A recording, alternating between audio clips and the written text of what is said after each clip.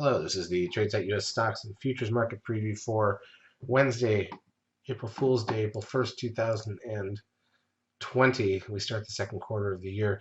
Here's a look at the ES front month futures contract. This is the daily chart of the broad market and futures form. We were down a little bit by the end of the day on Tuesday to print the statements. Our futures are currently showing a down opening here for tomorrow, but of course, it doesn't mean much. That can change overnight.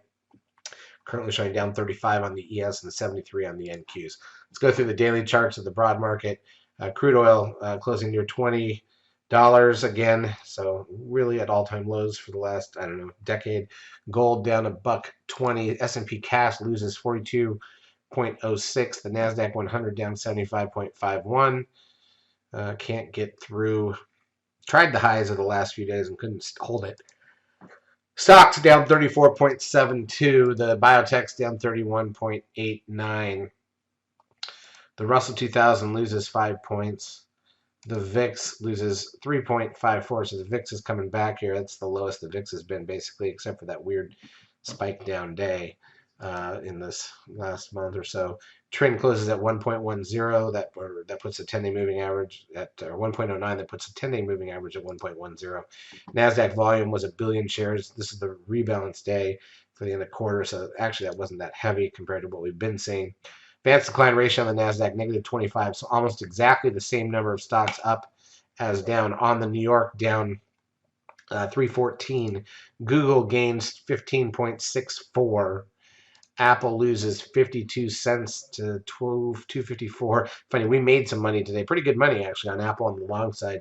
And then it actually closes down at lows or near them. Netflix up $4.54 as it comes near all-time highs. Amazon down 14.23. It did kind of try to break out and failed. This is a big failure day for a lot of stocks. Tesla was not one of them, up 21.87. Facebook up less than a point, so pretty much nothing there. Goldman Sachs loses over $5. That's not a pretty chart. TLT, the 20-year bond ETF, down $1.35, and the Dow was down 410. If you look at the ES intraday, you can see we opened with a small gap down, went a little lower, curled up, filled the gap, sat around until lunchtime. Once we entered lunch, we kind of slipped back down near the lows of the day. Then we were flat for like 3 hours, and then we headed lower briefly and closed near the lows of the day on the ES. NQs, not much different, pretty much the same story. In terms of everything else, let's see. Economic data-wise for April Fool's Day, we've got the ADP non-farm employment change number at 8:15 a.m., final manufacturing PMI at 9:45, ISM manufacturing and construction spending at 10, and we've got crude oil inventories at 10:30. Bigger numbers are still out later in the week.